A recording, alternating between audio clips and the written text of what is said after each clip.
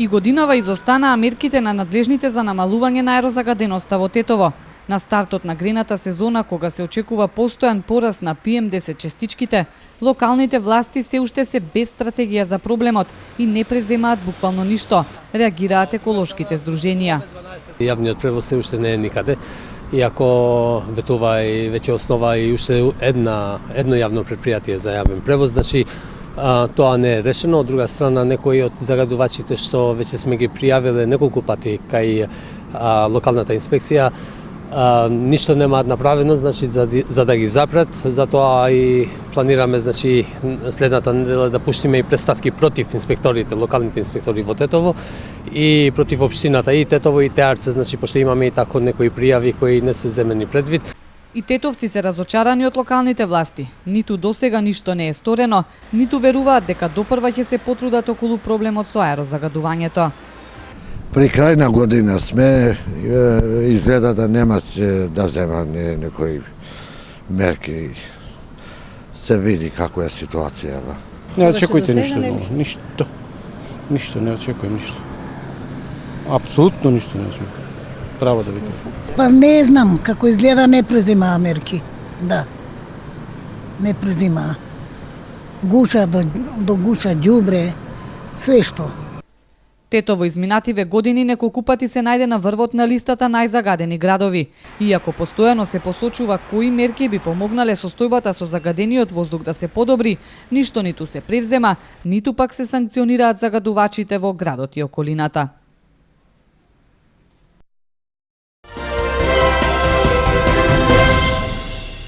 Сите граѓани кои што денеска ќе купат и ќе вградат уред на погон на течен газ, метан или друг вид на алтернативно гориво во возилата, ќе имаат можност да остварат поврат од 50% од трошокот, но не повеќе од 18.000 денари. Ова го предвидува новата мерка за субвенционирање на граѓаните кои ќе вградат ваков вид на уреди во своите возила, која денеска ја објави министерот за економија Крешник Бектеши. Процедурата е многу едноставна, само треба да се достави пополнето барање, значи во Министерството за економија, но претhodно на тоа, значи сите заинтересирани страни секој треба да ја сменат и сообраќајната, имајќи во предвид дека треба да се вгради во сообраќајната и А-тестот и да се наведе дека веќе тоа не се користи дизел или бензин, но истовремено се користи, значи, плински уреди. Огласот ќе трае точно 30 дена од денот на објавувањето и ќе се одвива по принципот прв дојден, прв услужен.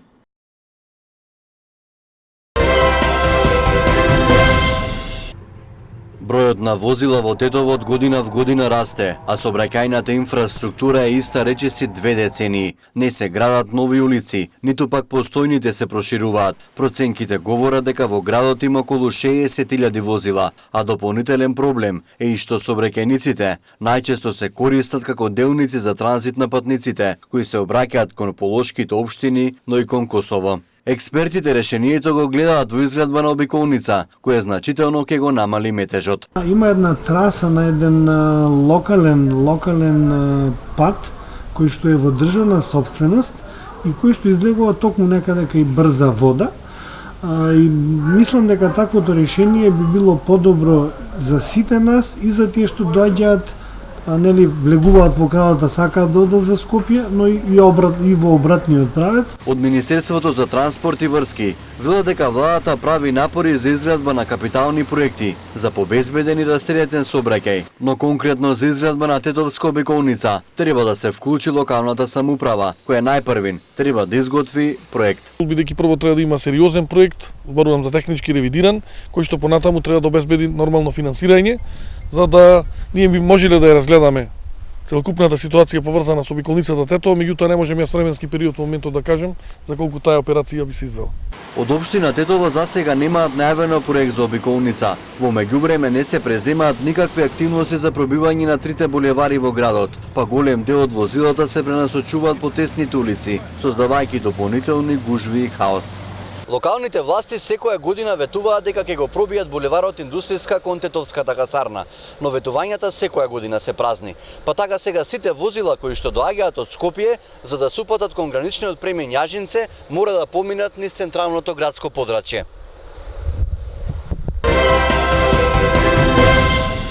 Збунувачки наставни програми, некоординирани лекции по различните предмети, недостиг на учебници, лоши преводи.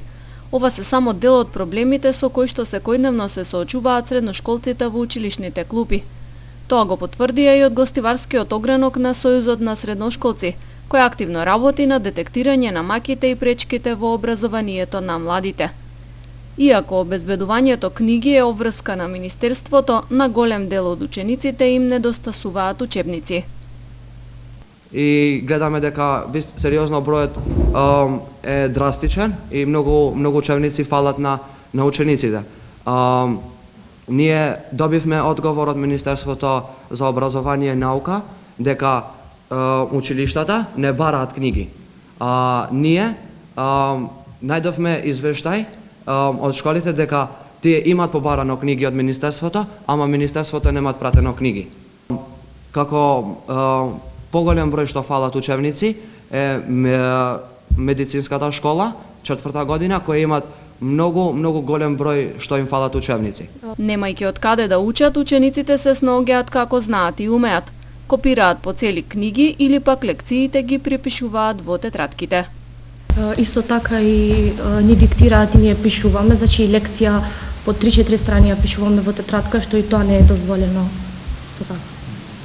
Сојузот на средношколци наведува примери и на нелогичности во наставните целини кога од нив се бара да имаат веќе совладано знаење за нешто што претходно не било во програмата. Кога укажувале на грешките и пропустите, учениците досега наидувале на глуво уво. Сепак вела дека нема да се откажат од целта и намерата да ги бранат правата на средношколците. Поради секојдневни проблеми, нарушени семејни односи, но често и од љубопитност, се поголем број млади лица експериментираат со наркотични средства. Психолозите советуваат родителите да посветат повеќе внимание на своите деца, бидејќи нивниот развој во детскиот период е клучен за тоа каква личност ќе станат во иднина. Многу треба да се посвети внимание на развојот на детето. Значи не на физичкиот развој, зборуваме за психичкиот развој на детето. Мора многу да се игра со децата додека се мали.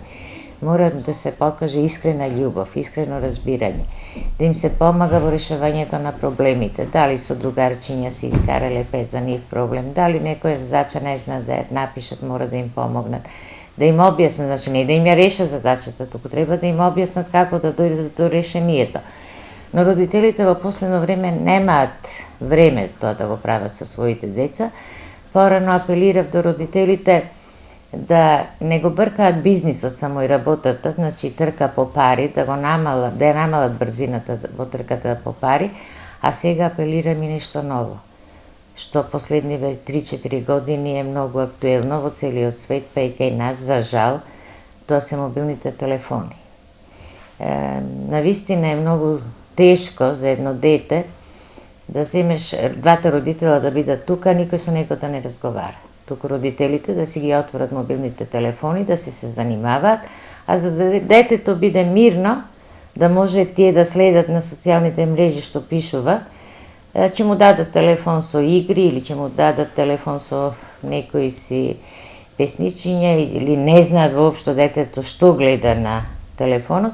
Важно е мирно. Сите кои имаат проблем со наркотични средства можат да се обратат во Центарот за социјални работи во Тетово. Помош за лекување обично бараат блиските лица на зависниците, а поретко самите. Во третманите со зависници се вклучуваат сите блиски негови лица, значи блиски до зависникот, кои ги сака тој и со кои работиме за да му дадат поддршка да издржи во процесот на лекување. Без да му помогнат блиските луѓе на зависникот, тој не може сам да се извлече од кризата во која западна. Нему му треба поддршка, му треба љубов, му треба разбирање. Имаме зависници кои по неколку години абстинираат и повторно ќе се вратат на хероинот, тогаш е многу важно семејството да ја прифати неговата грешка, што тој ја прифатил, доаѓа и кажува повторно погрешив, знам дека погрешив, ама нема да се случи.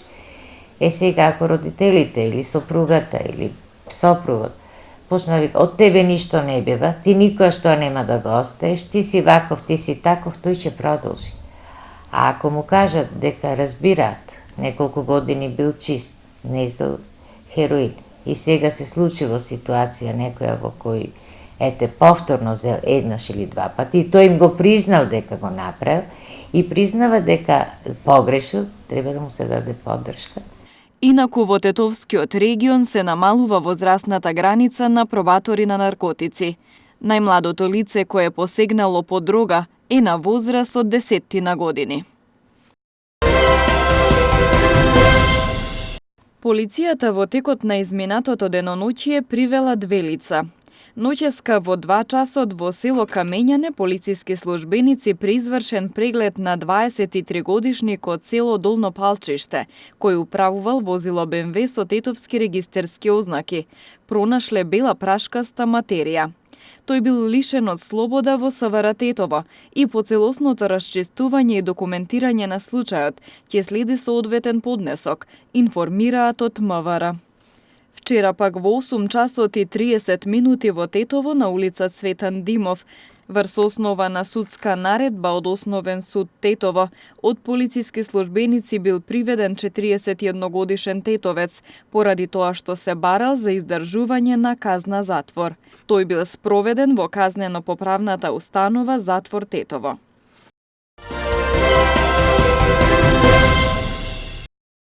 После 22 години тетовската фудбалска публика повторно ќе може да го проследи старото тетовско дерби помеѓу Љуботен и Тетекс. Двете тетовски екипи својот првенствен надпревар ќе го одиграат во рамки на третата лига Запад. Последен пат Тетекс и Љуботен во иста лига играа во сезоната 1996-97 година, кога настапуваа во втората лига Запад. Тогаш Тетекс ги доби двата надпревари со по 5:1. Оваа сезона двете екипи влегоа со различни амбиции. Тетекс да биде на самиот врв и да обезбеди експресно враќање во второлигашката конкуренција, додека Љуботен да биде во првата половина на табелата, што подалеку од зоната за испаѓање. Надпреварот помеѓу Љуботен и Тетекс за прв пат во историјата нема да се игра на градскиот стадион во Тетово, но и покрај тоа од екипата на Љуботен очекуваат публиката да дојде во голем број и да им даде поддршка на двете екипи. После подолго време се враќа старото градско дерби помеѓу Љуботен и Тетекс, без разлика на кој ниво играат во моментов двете екипи. Надпреварот има дерби карактер, секогаш постоело ривалство помеѓу овие два клуба. Очекуваме така да биде и дербито во недела. Сигурно ќе дојдат публика во голем број да ги бодрат двете екипи. Ние влегуваме во надпреварот мотивирани.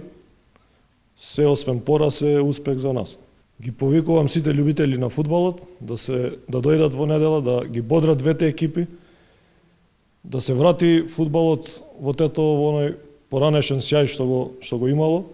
Очекувам ферплей од страна на двете екипи, кој е подобар на терен да победи. Од таборот на Тетекс очекуваат победа на овој надпревар, со што би го задржале чекорот со водечките екипи на табелата, со оглед на тоа дека Тетекс е на втората позиција со заостанување од 2 бодови од лидерот на табелата. После долг период, љубителите на фудбалот ќе проследат дербито, старото градско дерби за бодови. Долг период немаат одиграно што се вика и штета што ова дерби е во третата македонска лига и што не се игра на стадионот кај што треба да играат овие две екипи. Тетекс како и на секој надпревар, ги знаеме амбициите се експресно влез во втората лига. Оди на победа, очекуваме доста мотивиран тим од Љуботен, што се надевам дека максимално спремни ќе дочекаме овој надпревар и ќе покнижиме нови 3 бода. После оној кикс во Речица, каде што дел вината е на нас, дел на некои сосема трети лица, немаме можност за повеќе изгубени бодови, бидејќи конкурентот знаеме дека е 2 бода пред нас и не смееме да си дозволиме нов кикс. Градското дерби помеѓу Љуботен и Тетев ќе се одигра во недела со почеток во 14 часот на теренот на Агенцијата за млади и спорт на Спортскиот центар во Тетово.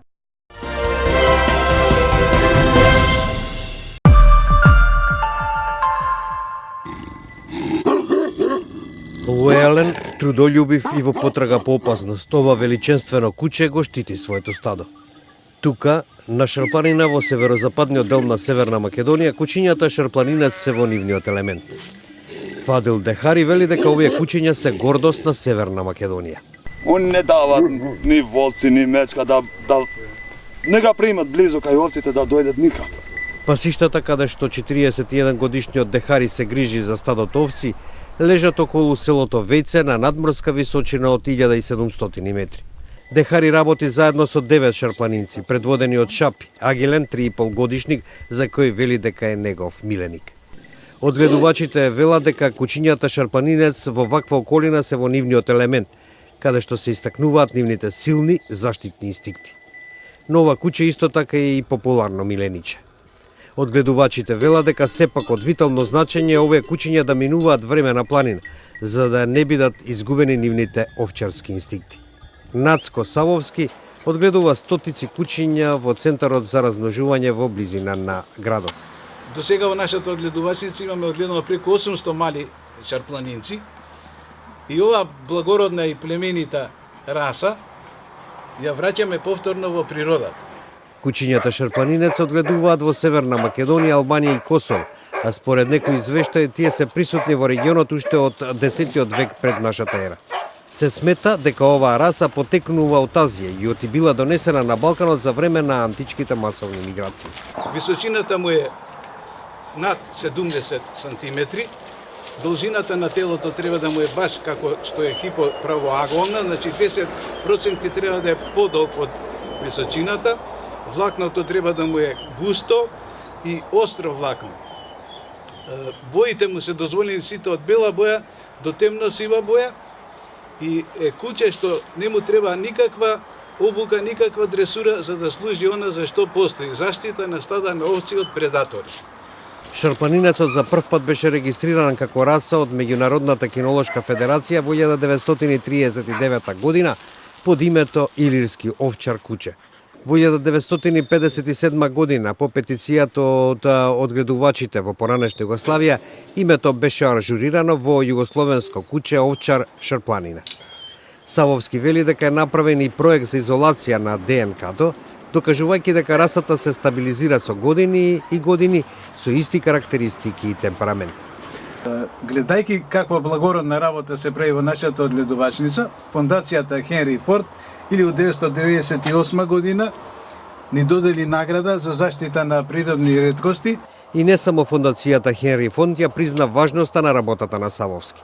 Неговите кучиња се признати од поштенскиот систем во земјата. Во јануари, српскиот председател Александар Вучич му подари на рускиот председател Владимир Путин кученце од расата шарпланинец. Не е прв пат на Путин да му се подарува кученци и неговата љубов кон кучињата е добро позната. Од распадот на поранешна Југославија, кучето шарпланинец стана еден од символите на Северна Македонија. Расата шарпланинец е од такво значење да со осамостојувањето на нашата држава е ставен шарпланинецот на основната монета од 1 денар.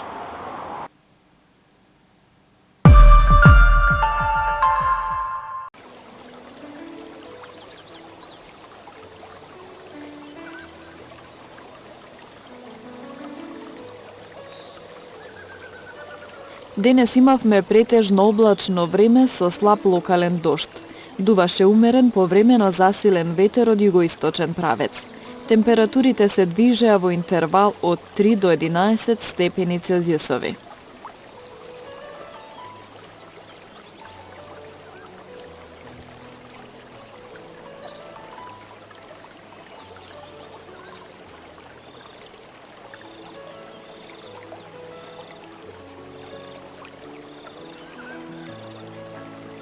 Утре не очекува променливо облачно време со услови за локален дожд.